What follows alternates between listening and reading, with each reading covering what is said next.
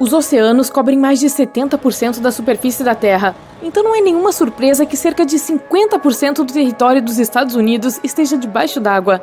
Exploramos apenas 5% dos oceanos. 12 pessoas caminharam na Lua, mas houve somente 4 descidas tripuladas até a Fossa das Marianas, o local mais profundo da Terra. A pressão é o desafio crucial para nos aprofundarmos no oceano. Em profundidades maiores, as temperaturas são extremamente baixas. A visibilidade é zero e a pressão é tão intensa que é mais difícil enviar pessoas para o fundo do oceano do que enviá-las para o espaço. Você não pode ver, mas a pressão do ar empurrando para baixo em seu corpo nas partes mais profundas da água é tão grande que parece que mais de 100 elefantes adultos ou 50 jatos jumbo estão em sua cabeça. A pressão é 1000 vezes maior do que em terra. Enquanto isso, no espaço, quando passamos pela atmosfera terrestre, a pressão cai a zero. Estamos mapeando os planetas, e isso é mais fácil do que mapear o fundo do oceano. A NASA usa ondas de rádio para explorar o espaço, mas esse método não pode ser usado para o oceano, uma vez que os trilhões e trilhões de litros de água atrapalham. O Oceano Pacífico está se tornando menor, enquanto o Atlântico está se expandindo. Muitos anos atrás, o Oceano Atlântico nem existia. Foi formado quando os continentes norte e sul-americanos se separaram. Agora está crescendo a uma taxa de 5 centímetros por ano, enquanto o Oceano Pacífico está encolhendo um pouco. Os oceanos têm até seu próprio som, chamado bloop. O barulho bastante alto, de baixa frequência e um tanto assustador foi detectado por cientistas em 1997. Alguns anos depois, porém, outros estudos revelaram que o bloop emanou de um iceberg que se partiu de uma geleira. Existem lagos e rios nas profundezas do oceano. Isso é possível porque a água salgada e o sulfeto de hidrogênio fazem uma combinação que é muito mais densa do que a água ao seu redor, e é por isso que lagos e rios podem se formar e fluir dentro do oceano. A maior cachoeira do mundo, chamada de Catarata do Estreito da Dinamarca, também está submersa nas águas entre a Islândia e a Groenlândia. Tem 3.500 metros de altura, e sua quantidade de água é quase 2.000 vezes maior do que a das cataratas do Niágara. Essa cachoeira subaquática é possível porque a água fria é muito mais densa do que a água quente, então a água fria cai no mar de Irminger, que é muito mais quente. A cadeia de montanhas mais longa também está escondida no misterioso mundo subaquático. A dorsal oceânica tem quase 65 mil quilômetros de extensão. Apenas cerca de 1% dessa cadeia foi estudado até o momento. Sabemos menos sobre ela do que sobre a superfície de Marte ou Vênus. A Depressão Challenger, parte sul da Fossa das Marianas, é um pequeno vale a uma profundidade extrema de quase 11 mil metros. Imagine colocar nossa montanha mais alta, o Monte Everest, na Depressão Challenger. Faltariam 2 quilômetros ainda para o pico da montanha atingir a superfície da água. 94% das criaturas vivas são aquáticas e quase 2/3 da vida marinha ainda não estão catalogados, então novas espécies são descobertas o tempo todo, incluindo aquelas assustadoras como o tubarão-duende, o peixe-ogro e o tubarão-cobra. Imagine o que mais espera por nós lá embaixo. Existem também tesouros escondidos nas profundezas.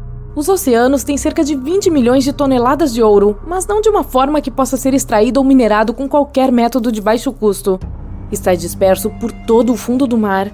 Se pudéssemos retirá-lo, cada pessoa no planeta receberia cerca de 4 quilos de ouro. Os corais em águas rasas precisavam encontrar uma maneira de se proteger da luz solar. Então, desenvolveram um tipo de camada que os ajuda a se sentir bem mesmo quando expostos aos raios solares diretos. Basicamente, eles desenvolveram uma espécie de filtro solar natural. Os corais são criaturas vivas, sem boca, olhos ou qualquer outra coisa que possa dizer que eles são mais do que uma rocha, mas estão na categoria dos invertebrados marinhos. Muito do oxigênio do nosso planeta vem do oceano. Os cientistas afirmam que cerca de 50 a 80%. O oxigênio é produzido por plantas marinhas, principalmente algas. Um tsunami pode ter até 30 metros de altura, mas as ondas sob a superfície são ainda maiores e podem atingir uma altura de 240 metros antes de entrar em colapso. Os peixes antárticos têm proteínas que agem como uma espécie de anticongelante natural no corpo deles. Essas proteínas se ligam aos cristais de gelo e evitam que esses peixes congelem quando a água fica muito fria. Quando você coloca uma concha perto do ouvido, parece ouvir o som das ondas quebrando em alguma praia distante, como se as memórias de uma concha estivessem presas dentro dela. Na realidade, a concha amplifica o ruído ambiente de onde você está. Há 1 milhão de vulcões nas profundezas do oceano e 80% das erupções acontecem debaixo d'água. A água-viva é uma das criaturas aquáticas mais antigas e seus ancestrais viveram de 500 a 700 milhões de anos atrás. Isso as torna mais de 2 vezes mais antigas que os primeiros dinossauros, já que eles surgiram há cerca de 240 milhões de anos. Os tubarões também existem há muito tempo, cerca de 400 milhões de anos. Curiosidade, eles não têm ossos, mas cartilagem, a mesma coisa de que nosso nariz e orelha são feitos. A pele do tubarão é coberta por um material que se parece mais com algum tipo de dente do que com escamas de peixe, os chamados dentículos dérmicos.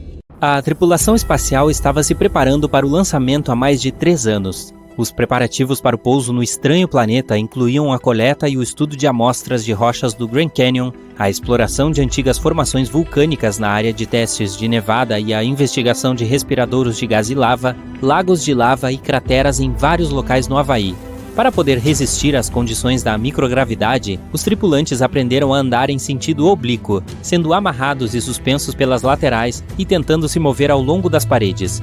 Tiveram que testar seus limites por meio de dietas intensivas e regimes de sono para garantir que ficariam seguros no espaço sideral. Levaram 3 dias, 3 horas e 49 minutos para chegar à superfície desse novo mundo em um lugar chamado Mar da Tranquilidade.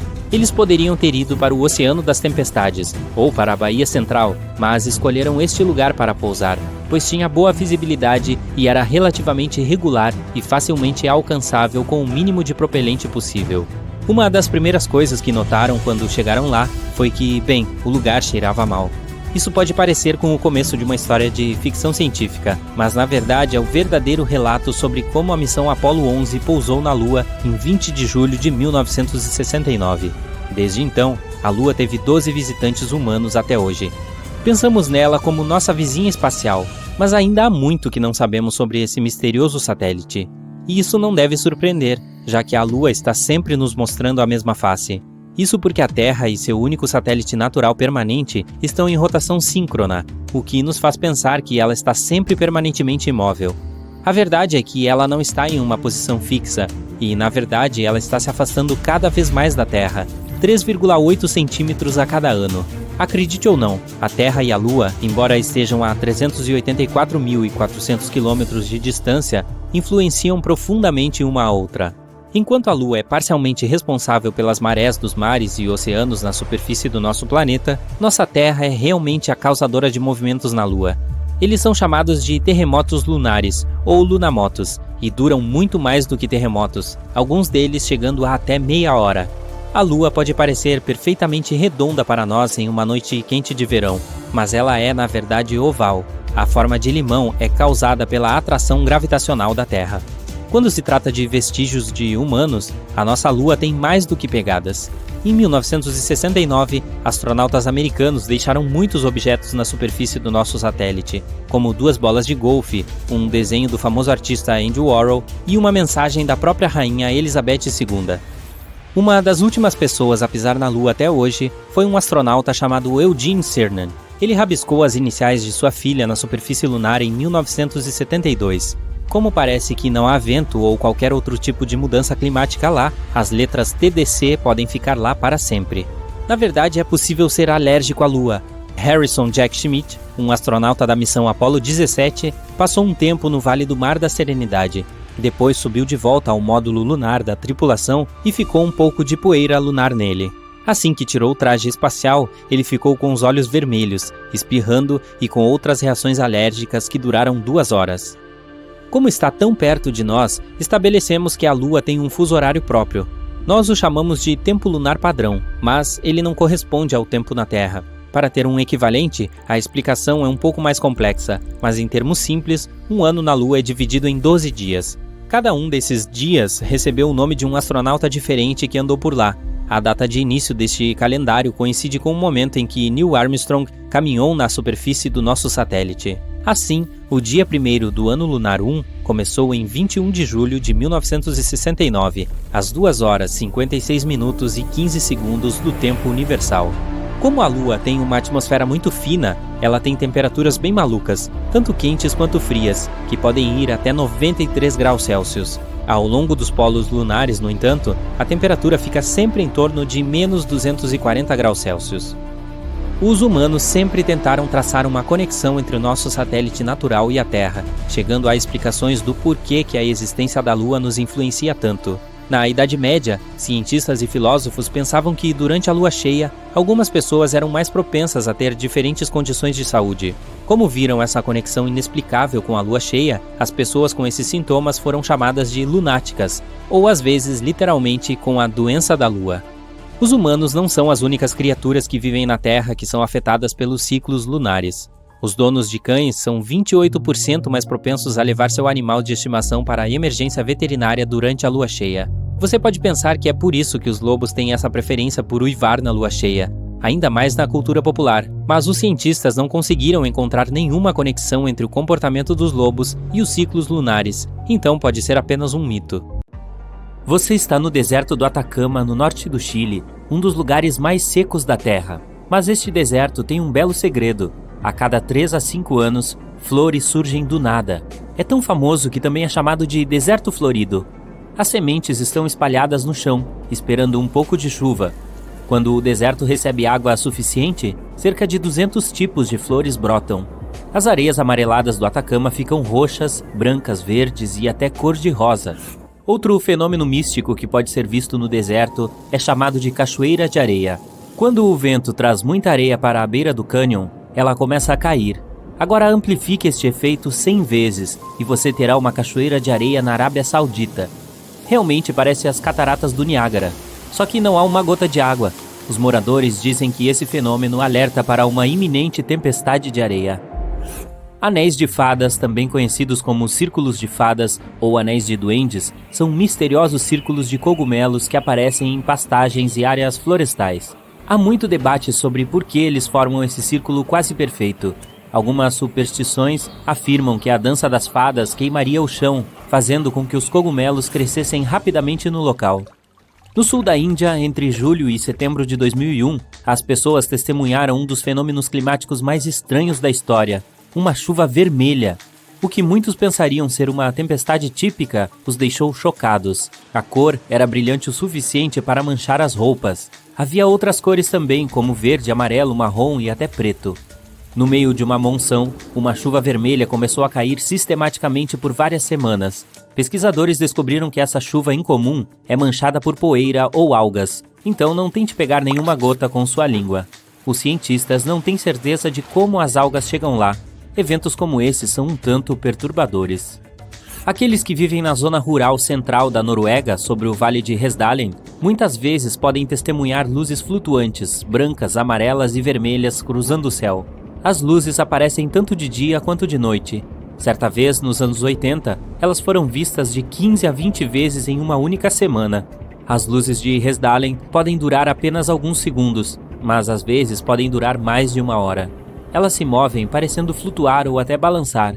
Alguns cientistas acreditam que elas ocorrem devido ao pó de ferro ionizado. Outros dizem que é a combustão que inclui sódio, oxigênio e hidrogênio. Muitas pessoas afirmam que são apenas aeronaves mal identificadas.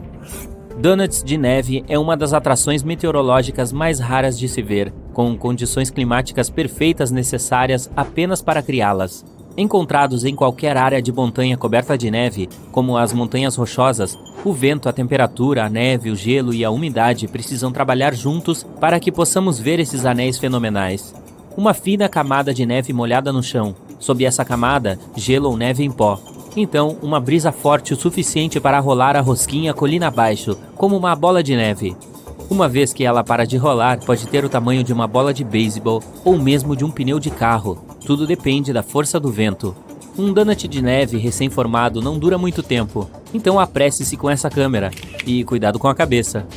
Você consegue acreditar que existe um lugar na Terra com um ecossistema e atmosfera semelhante a outro planeta? Bem, comece a acreditar.